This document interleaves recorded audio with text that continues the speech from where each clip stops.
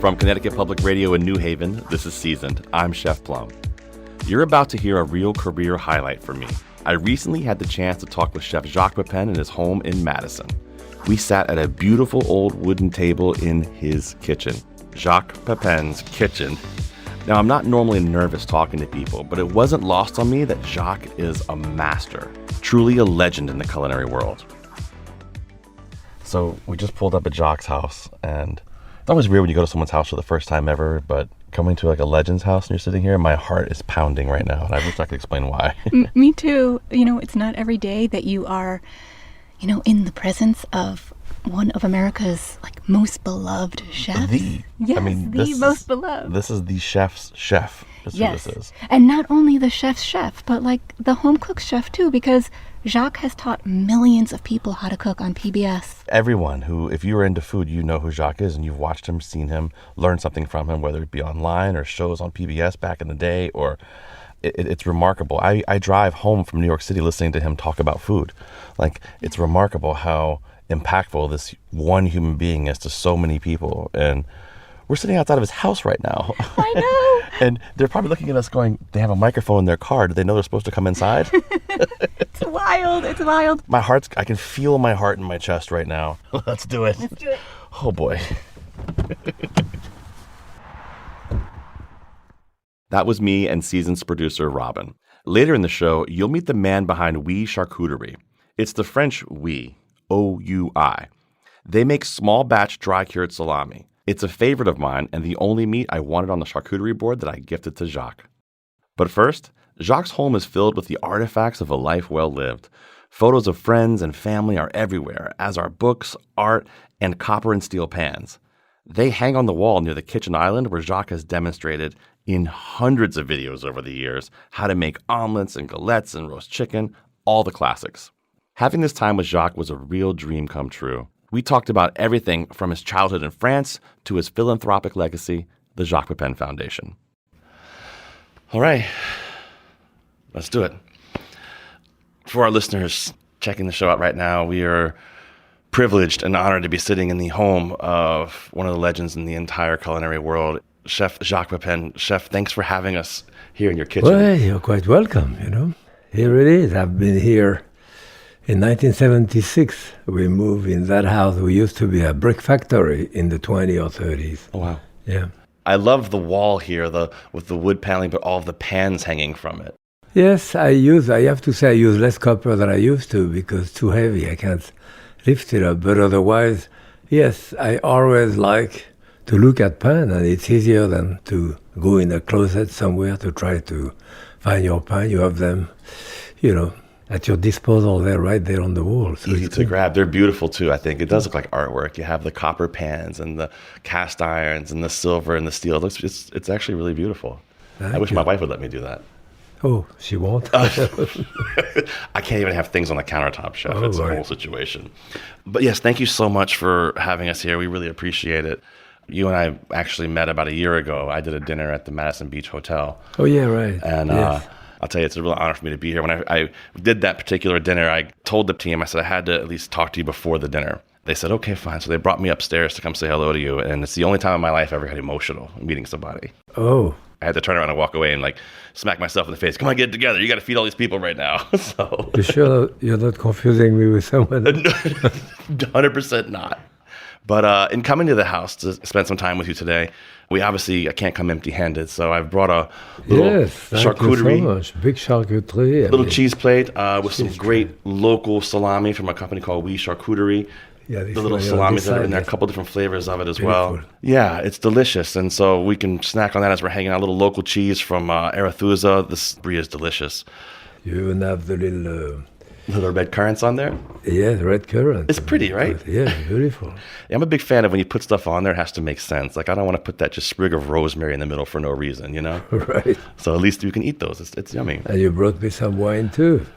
I did. And, I thought long and hard about what wine to bring you. And this one struck a chord with me because I know how you feel about wines, and it doesn't have to be crazy expensive. And my brother-in-law years and years ago used to drink a very expensive wine. Back then it's not expensive anymore. It was called Conundrum. Oh, and I know Conundrum. You remember this one? It was like a blend of 9 grapes. I used to love this wine. but I couldn't afford it when I was in culinary school back then. So this company called Number 9, it's called Evolution. It's by a company called Sokol Blaster. They made a clone of the conundrum and sold it for $14. It tastes wonderful. So I'd like to pour you a little bit, if that's okay. That's my type, yes. Thank you very much. It's not too early for a sip of wine, is it? Well, it's never too early. And that jam your wife made, you said? Yes, sir. Good. It's a pepper jam that we've put here with us as well. It goes great with a little bread, and I don't toast the bread on purpose. I like it soft. It's made from the peppers in our garden, and she every year takes the leftover peppers that I don't pickle and cook with, and she makes a jam, which is fantastic. So, good. Cheers, Chef. So Thank you for having us. Wife. Cheers to my wife. Thank you. In your most recent book, which focused on your lifelong love of chickens, yes, and the paintings, you describe you and your brothers as free-range boys. What did you mean by that? And can you describe what your childhood in France was like? Well, was raised, first part of my life in France was during the war. Although, of course, I didn't realize it because that's what the way life was. My mother, of course, used absolutely everything. She would go 30, 40 kilometers with her bicycle to go to farm to try to get a couple of eggs here, there, and so forth. That's probably why I'm so miserly in the kitchen. I've learned to use absolutely everything. My father would never have thrown a piece of bread away. First, he would have kissed it, and when he threw it away, give it to the chicken anyway. So, so life was certainly different at that time in France, but we had a very happy childhood. I mean, I had two brothers, and my father had left to go to the resistance, so my mother was taking care of 3 kids, and she was a waitress in the restaurant. So we had my grandmother, fortunately, there, who helped. We had a communal garden, so we used to go to the communal garden very often. That's one of the big part of what we ate, vegetables, salad, and so forth. In fact, we were in a little place in Bourg-en-Bresse, France, not too far from the railroad station. And because of that, we would get bombed. We get bombed 3 times during the war. Wow. 3 times the outside of the house was destroyed. 3 times nobody was there. 3 times my father came back from the resistance with a couple of kind of sardines in his pockets. Remember, at that time we had no telephone or anything, so he had no idea that we were bombed. And he would come to the house, and it was destroyed, then find us at some cousin or whatever. Then a second time, then a third time. So we were really lucky. Unbelievable. I wonder if we can set up for our listeners how it was that you knew so early on that you wanted to be a chef. I mean, even though I know you understood it was going to be a really hard life, it's a lot of discipline, especially in the beginning. Well, life was so much simpler at that time. I'm 87 now, so 80 years ago I was in the kitchen already with my mother. We had a little restaurant. My father was a cabinet maker by trade. We didn't have telephone. We didn't have radio, we didn't have television, of course, anything like this, even magazine too. So life was relatively simple. I'm a cabinet maker or I'm a cook. That's it. And I love the kitchen. In my family in France, I can count 12 restaurants through the year, 12 of them run by women. My 2 aunts, my sister-in-law, my cousin, and my mother, of course, they all had restaurants. So I chose the kitchen, yes, and I left home when I was. I mean, in France, you had to go to school until age 14 to finish primary school. I think I was in that class when I was 12, so I was ahead. So at 13, I took all the final exam and left and went into apprenticeship. Your book, The Apprentice, the picture of you on there, you're 13, 14 on that picture? Yeah, about 14, yes. Yeah. That's an amazing picture. It's funny because the culinary industry now and chefs now, are almost revered. It's a proper profession where, yes. Even when I was younger starting, it was the bottom of the barrel. The cook wasn't someone who should be spoke of or heard of The cook was really at the bottom of the social scale, and any good mother would have her son or daughter to marry a lawyer. A cook certainly not a cook. No. Now we're genius. I don't know what happened. I've been telling everybody forever I was. They finally listened to me. Oh, boy. A little later, I want to talk about the importance of culinary education and the work that the Jacques Pépin Foundation does. But before we get to that, I think a lot of chefs and even folks who aren't professional cooks might like to hear a story or two about your own personal culinary education. Can you describe what a typical day was like as a young apprentice in a professional kitchen? First, the Hôtel de l'Europe, where I did my apprenticeship, was a beautiful old hotel. And there was a big double-door window, and the kitchen was behind. So the kitchen was exposed already there.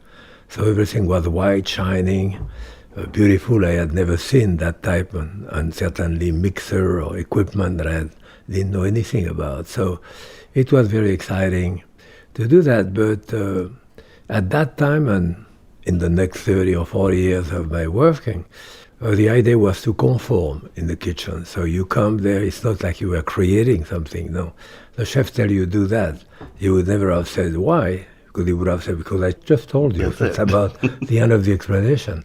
And to a certain extent, when you are that young, then it's a good way to learn.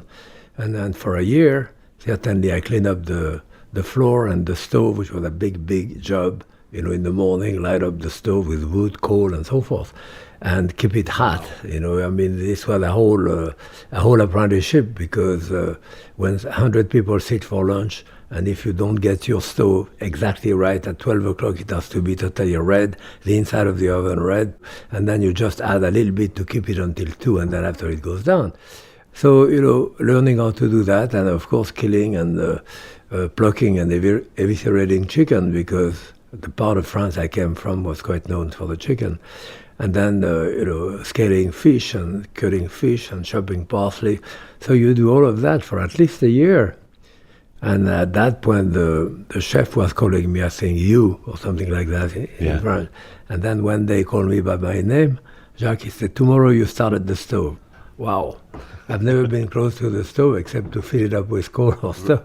I didn't know that I would know anything, but you learn through osmosis. And the idea was to repeat those techniques so that they become part of your DNA. Probably one of the reasons now I can look at a camera and so forth and talk about a dish, texture of it or taste of it, and my hands are just moving, doing that. That was the idea of absorbing the technique so much that you transcend the level at which you have to think about it. You just work. And I think that for me still, this is a good apprenticeship for a professional chef, certainly. Is it okay if we fast forward to your life in America a little bit? When you first arrived here in 1959, you landed in what was then the best French restaurant in New York City, but it wasn't up to your standards. Well, it was in some way, in some other way, no. I came to America in 1959. I didn't come to stay. I came to stay a year, maybe 2.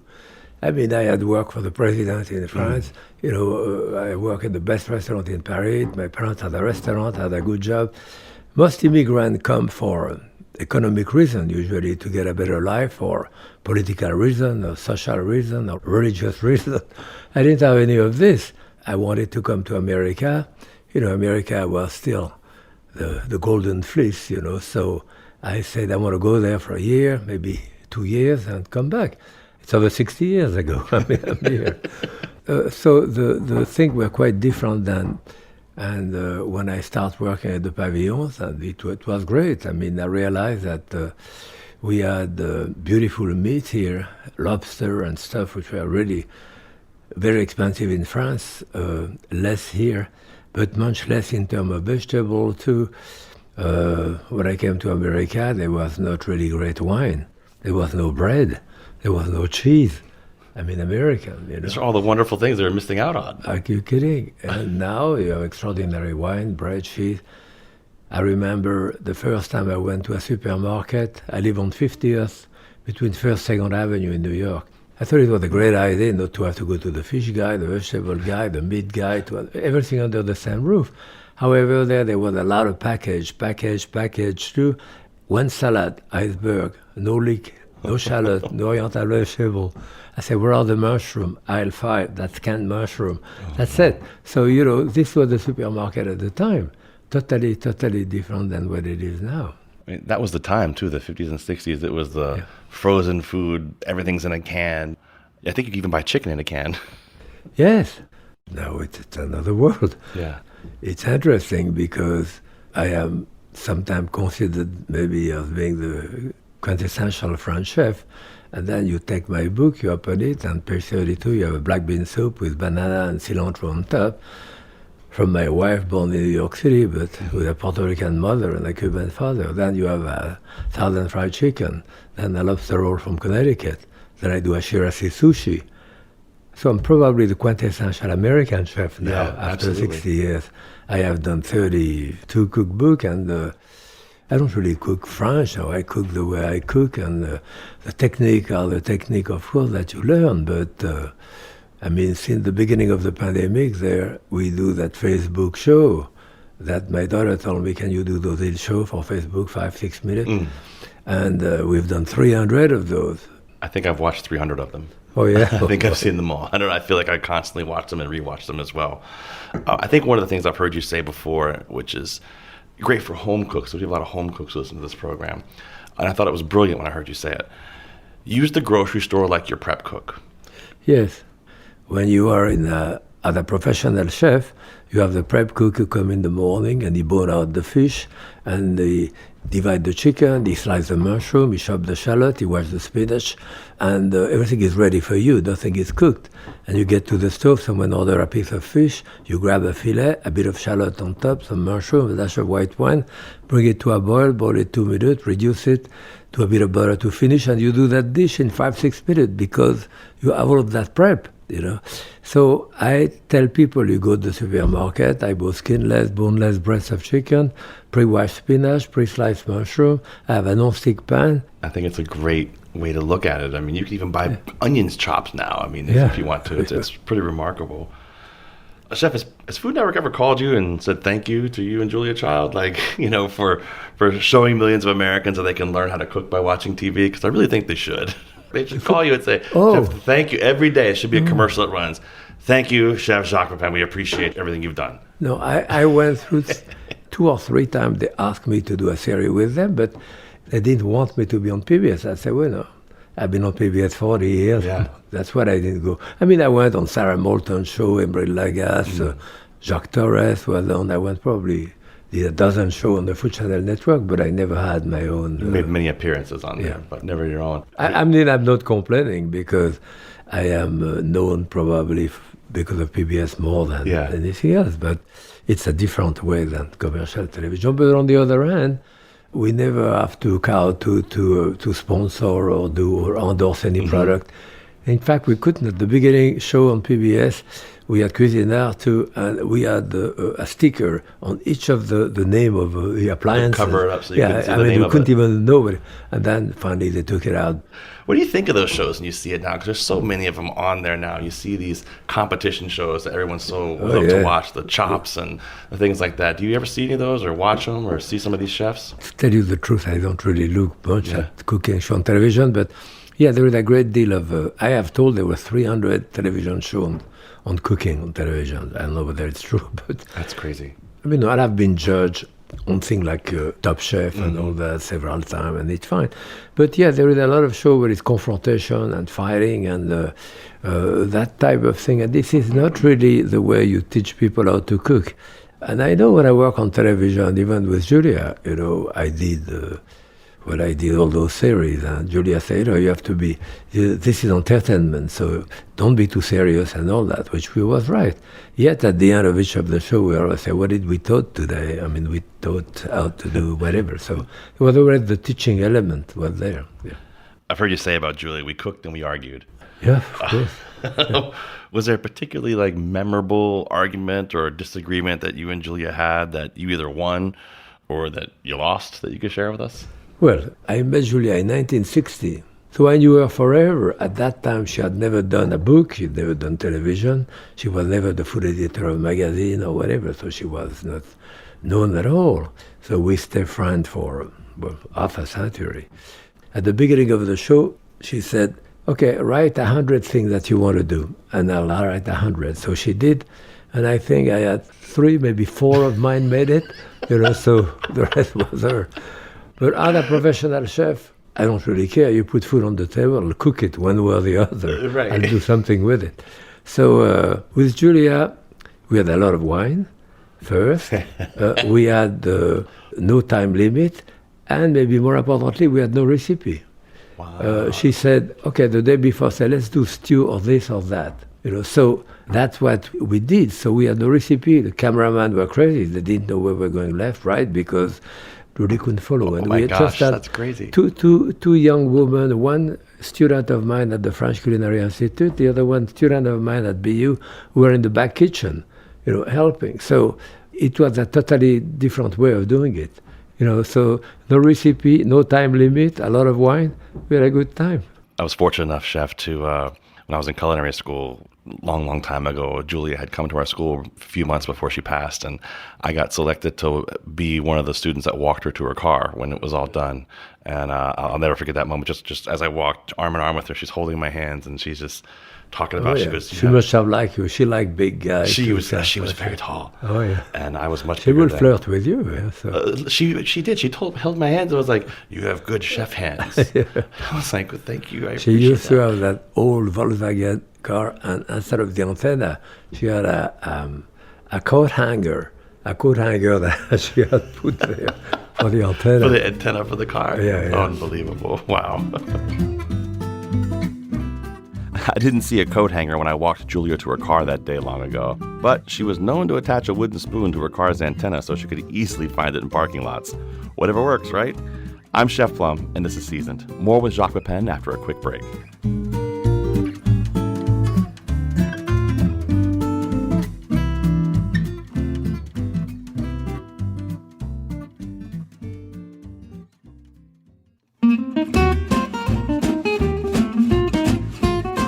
I'm Chef Plum, this is Seasoned. I could have listened to Jacques tell stories about Julia for hours, but I wanted to spend some time talking about his most recent book, Art of the Chicken. The book includes dozens of paintings inspired by illustrations Jacques drew along the margins of his personal menus. Those menus were created over 50 years of meals with family and friends. Imagine half a century of celebratory meals all documented in this way. You're a painter, and your book, The Art of the Chicken, showcases your portraits of beautiful, colorful chickens, and they seem to have personalities, like they're surprised, or they're kind of smiling, or sometimes they're regal or made from shapes of fruits and vegetables. Talk to us about this muse of chickens and why chickens. Well, as I said, I was born in an area of France where very, very well known for the chicken of Bresse, B-R-E-S-S-E.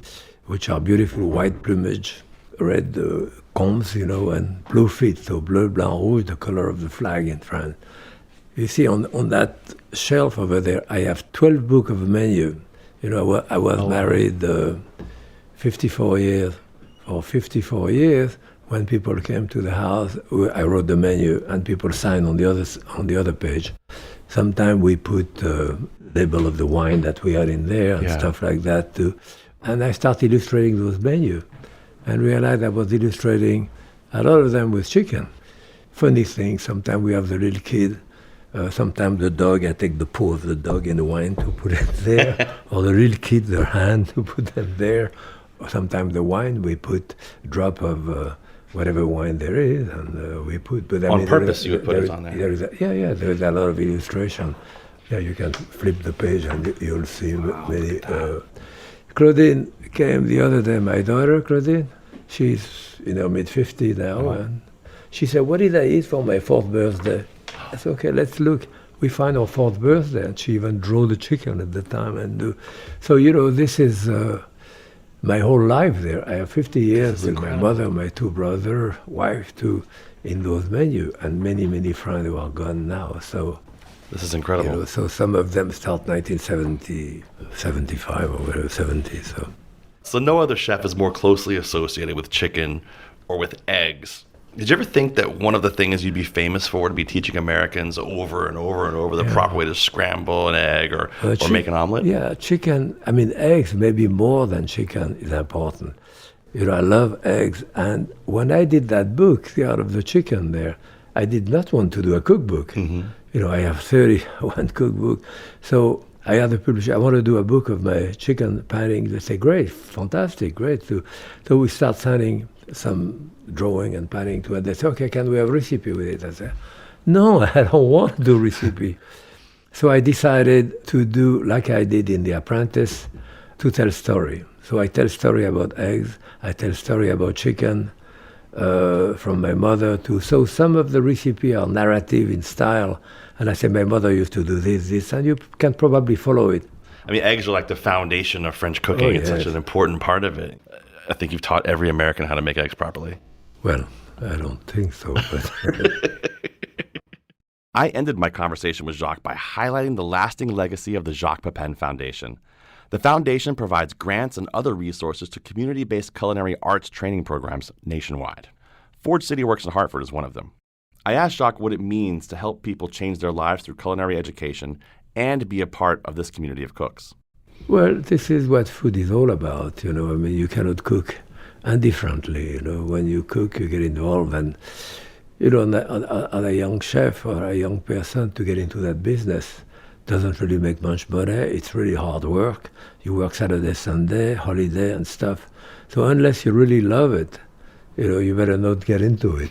But if you love it, it's a nice way of spending your life. We teach through over 100 different community kitchen all over the country. I gave class in Hartford, in New York, and all over. And people in the kitchen team is very important, and our motto is that everyone is equal in the eye of the stove.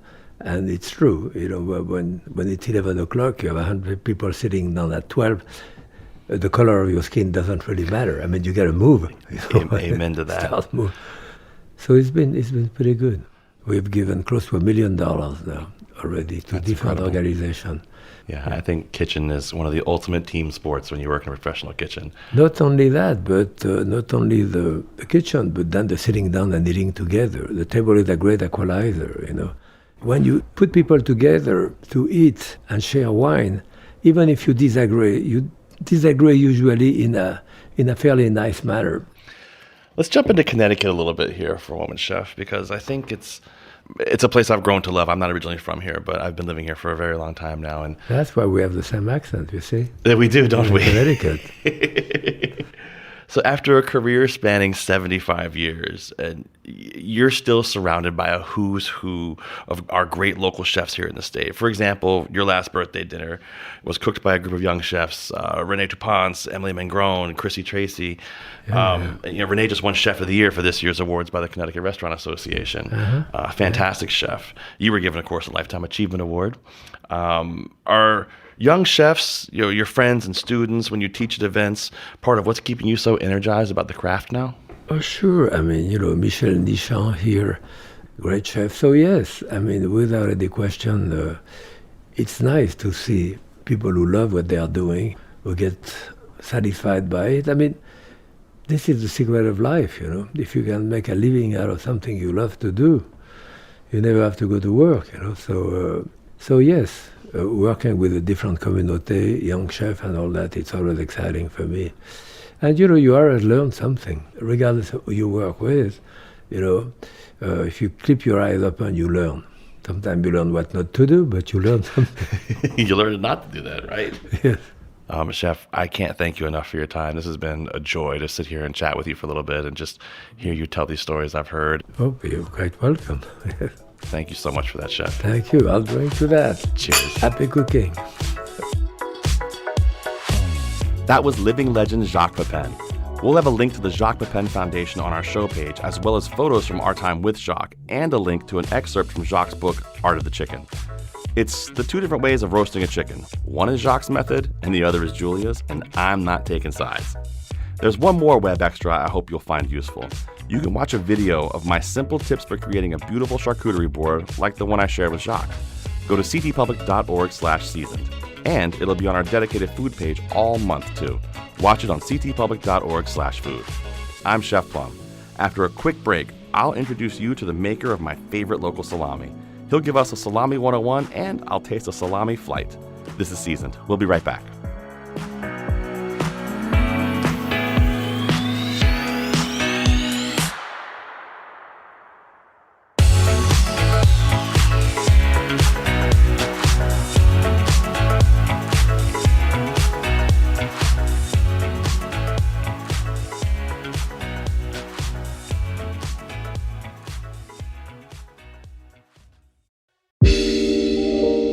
Welcome back to Seasoned, everyone. I'm Chef Plum.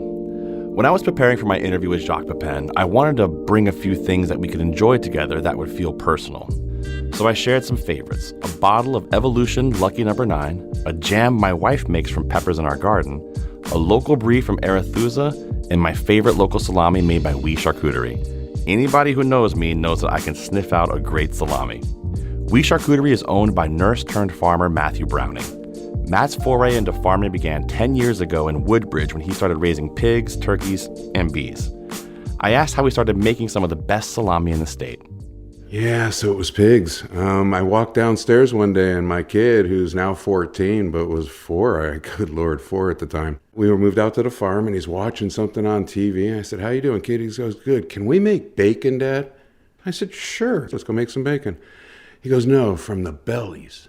I said, "From the belly? What do you mean from the bellies? Hog bellies?" He said, "Yeah." I said, "What are you watching?" He was watching Food Channel and someone was curing stuff. I said, "Of course we could. We're on a farm now."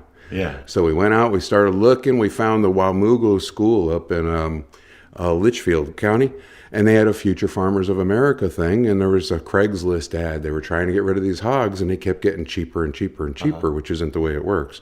So I called her up, and Christmas break was coming, and they didn't want to take care of the hogs over Christmas break, and these little piglets were not so little anymore. And so a week went down, we were going to get a pig or two, and we came home with 6. Of course. And so we come home with 6, and it's going into December and winter, and a whole lot more challenge than I ever expected. We weren't really animal people and bit off more than we could chew. We had a pig roast in January because one of them was a little nippy, and we decided he should go. And we sold a pig or 2 at that party because, a bunch of Yankees out here in the sleet and drizzle. And back then we were part of the breweries, so we were, having beer, drinking, and a pig roast. So we sold 1 or 2, but I had way too many hogs left, and I didn't have a market. So I started looking at how do you cure. And we started making pancetta, and you've seen my prosciuttos, and we made lonzo, everything, lardo, all the guanciale, everything. But the salami, a whole bunch, our kids went to school, was a bunch of chefs' kids, and they'd come to our farm parties, and they were like, "Dude, this salami." And I said, "Yeah, we make it." And they go, "What do you eat?" And we're not using nitrates, we're not using any of the gluten, soy, nut. And they try it and go, "Oh my God, this is the stuff." And so that's how we went from having a farm, being a nurse, and suddenly having our first pig to being a salami company. And now we have salami. It's amazing. And it's all my kid's fault, really. And he's 14 now, and he still eats it. It's delicious stuff. For people who don't know, can you give us just a general 101 when it comes to salami, and how's it different than sausage and bologna and just the differences? Sure. So it's an ancient food preservation method, drying of meat, right? So jerky is the one you'd fundamentally start to think.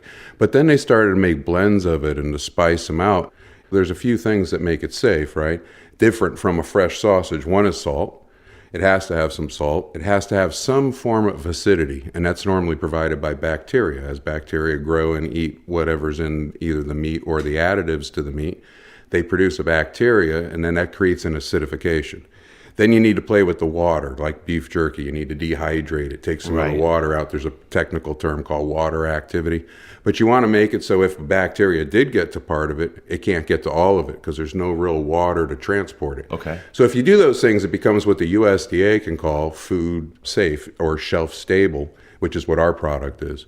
This stuff is, you can walk around with it in your pocket and eat it for a week or 2. Well, that's the thing that you're really proud of when it comes to this, how the natural way you do it, how you don't have extra stuff in there. Right. It's something that's kind of like a source of pride for you, right? It's huge, and I didn't realize how important it was. So I came at it from a father and being a nurse. I have a master's in nursing, and so was a nurse practitioner. And as I went through all my stuff, I realized it's really our diet and our commercialization of what we quote unquote call food in this country that's killing all of us. Food is medicine. If you open it up and it's all stuff that looks like the plant that grew, here's a carrot, here's a radish, here's a whatever, you're in a pretty good shape. But if you open it up and it's all something you can't pronounce and you have to open it out of a bag, you're probably not going to stay in good shape. There's a casing that I think we should talk a little bit about, because I don't think people understand the casing on the outside of a sausage or outside of a salami like this. And we say salami, I mean, this is small. It's about the diameter of a quarter, is how I describe it. So it's not some big salami.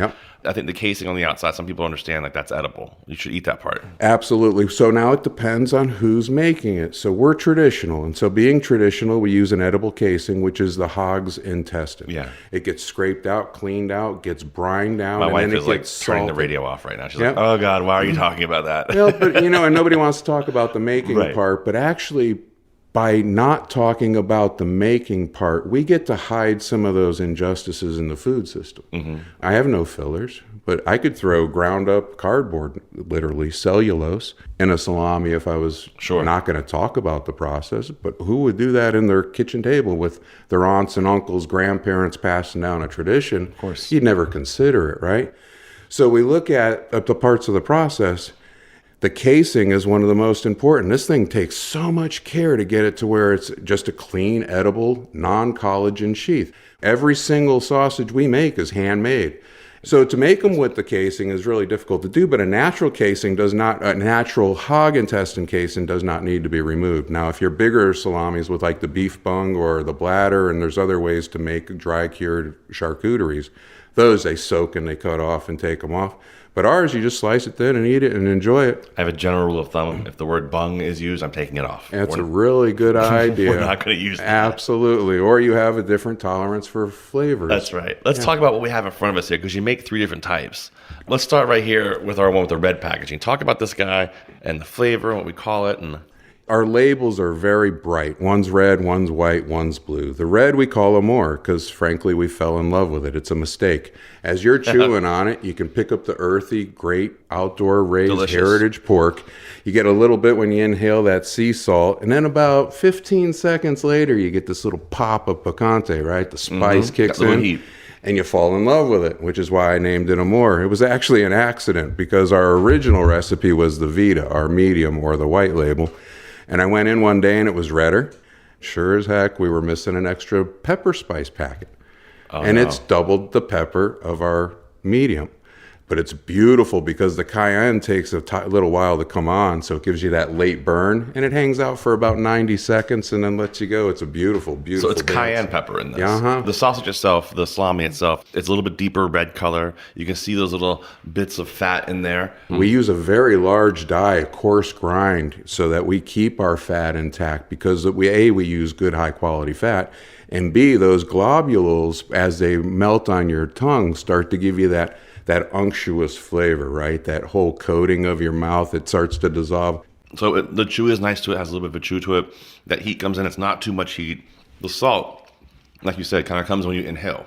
Right. Which is interesting. That's a delicious one. It's one of my favorite ones, actually. This one's in the lead to go on the cheese board for sure. Oh, they're great. It's a pop of flavor. If you like it a little bit spicy, it's a wonderful flavor, and it pairs great with all kinds of cheeses. Sharp cheddars for basic, the old school provolone, right?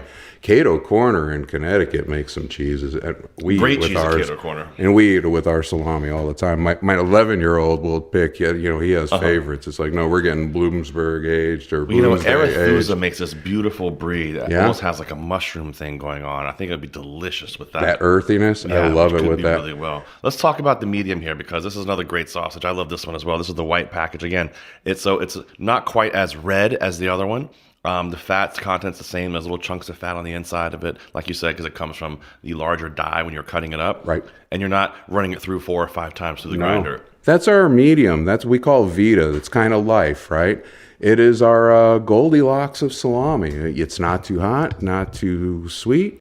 That is delicious as well. Like I said, this one comes through. It has a hint of a spice, not much, but it's really simple, I think. Simple meaning easy to pair with something. We showcased that down in New York at Queens when we were the only Connecticut salami company that's ever been invited to the New York Charcuterie Masters competition.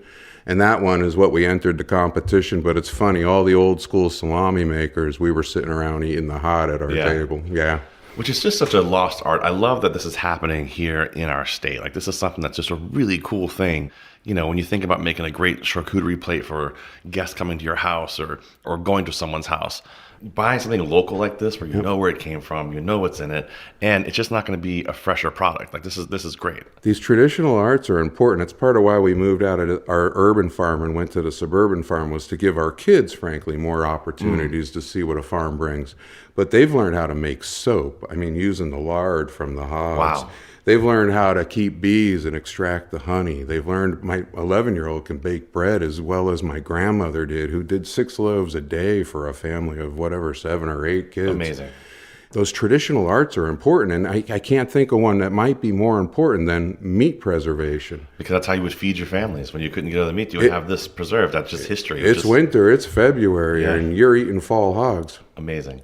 Let's talk about the dolce, because you call this one the sweet one, right? We call it sweet, but in this case, sweet is just an absence of heat. People go, oh my goodness, I'm keto. Well, okay, we're all trying to watch our carbs, right? So you look at the recipe on our label, and I mean, it's simple. We got pork, salt, we have pepper, black pepper, crushed pepper, cayenne pepper, turbinado sugar, lactic acid, and that's it with the pork casing. So when you look at that, you go, what? All we've done is pull an absence of heat. Why is there any sugar? Well, that feeds that bacteria that we talked about, and to make sure the lactic acid bacteria, which you can almost think yogurt, right? Lactic acid bacteria. They need to grow fast enough, eat all the sugar. When there's no more sugar, there's nothing to feed them. They die, and when they die, they make the acid. The Oui Charcuterie dolce, or sweet salami, kind of reminds me of the salami that, not sweet, but like you might make a sandwich out of. It is. It's a kid favorite, and folks who are a little more averse to a little bit of the spicier pieces. I think the trouble I'm having is which one of these I want to take. So I think I'm going to take all 3. I think that's genius because it allows you to try. So when people do charcuterie boards, I tell them do the sweet and the hot, or the dulce and the amor, the blue and the red. So you have a spectrum. If you can only do one, it's the medium. Obviously, you make a salami, so you make grazing boards, or you'll put together a charcuterie board for guests coming to the house, or going to someone's house like we're talking about here. You got any tips for making a board look great, or making it look beautiful, or some must-haves for the board that maybe I'm not thinking of? Absolutely. You're starting with fat, right? So you have this beautiful, unctuous, creamy, it fills your whole mouth fat. But you need to be able to cut that and offset that, right? So starches are often used, something like a bread, crackers, those type of things go really good with it to kind of give you a serving platform. I've really gotten into that thin wafer cracker. I've seen those crackers. They're baked one. A little wavy on the sides. Oh, I love them. And then you probably need an acid, right? So it all comes. It's what was that show? Fire, Acid, Salt on Netflix, I think it is. Those are the things of food, right? It's all about balance. You need an acid, something to balance it. So you see the pickles come out, which are actually another form of charcuterie, curing with salt. So you see anything, depending on who and what and where you are, but pickles themselves, pickled onions you see all the time, olives, right? They're another form of brining and preserving, another charcuterie. So those go really well with it. A little crunch, right? You want something to get off of that kind of mushy. It's not mushy, but that kind of different texture. That texture. I like to use cashews or something like almonds. Yeah, exactly. So another fat with crunch like nuts. And so dried fruits are another one. A little bit of sugar, a little bit of sweetness. So you're really just kind of creating a symphony on your tongue, and you can play with the notes. And it's just another note you can add to your repertoire. Symphony on your tongue. I'm not in any bands anymore, but if I was, that's the name of it. We tell people all the time when they come to the farmers markets for our stuff, or if we're out at some of our big stores, like Lyman's and Adams and all those places doing sampling, you watch them, they take a bite, and the people who have grown up doing charcuterie as a traditional thing, they inhale, and their eyes kind of roll back a little bit, and their head kind of goes back a little. It's kind of like a one-bite time machine. You are standing at that table again, and they're probably got a cigarette in the corner with the ashes dropping and stuff's hanging, and everyone's bickering and talking and, shooting the jive. But they're stuffing salamis, and they're doing it for the whole family, and it's so many traditions. Yeah.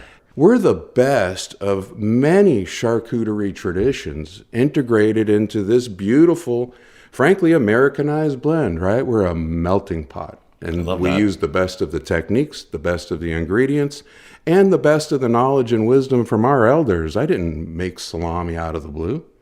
I sought out knowledge from people who have been making it. Mm-hmm. Francesco from Columbus Salami in San Francisco has helped guide me through this. Oliveira from Ollie's Salami. We have had interactions and questions and conversations. And that's what this is. It's a passing of knowledge for a skill and an art. And it happened to turn into a really cool product that's made in Connecticut by hand. People just dig.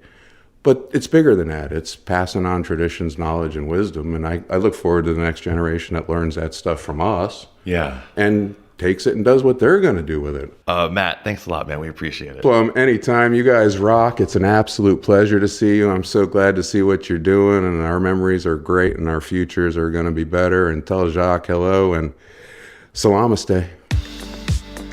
That was Matthew Browning, maker of Oui Charcuterie. He's a founding member of the Fairfield Farmers Market. You'll find him there on Saturdays. And on Sundays, look for Oui Charcuterie at the Greenwich Farmers Market. More than 24 grocery stores, gourmet shops, and farms across the state carry Oui Charcuterie. And it's available online. We'll have a link on our show page, ctpublic.org/seasoned. I'm Chef Plum. Seasoned is produced by Robyn Doyon-Aitken, Katie Talarski, Meg Dalton, Emily Charash, and Katrice Claudio. Our intern is Melody Rivera. Donut lovers, mark your calendars. Join us Thursday, March 30th at 2 p.m. for a live listener call-in show celebrating one of my favorites, donuts. Who's making the best donuts in the state? Share your favorites with us. The chefs behind Rise Donuts in Wilton are with us for the hour, and we want to hear from you too. To keep up with the latest on Seasoned, follow at CT Public on Facebook, Instagram, and TikTok. And we're at WNPR on Twitter, or follow the hashtag SeasonedCT on all platforms. Thanks for listening, everybody. Catch past episodes of Seasoned wherever you get your podcasts. And subscribe so you never miss an episode. We'll see you on the 30th.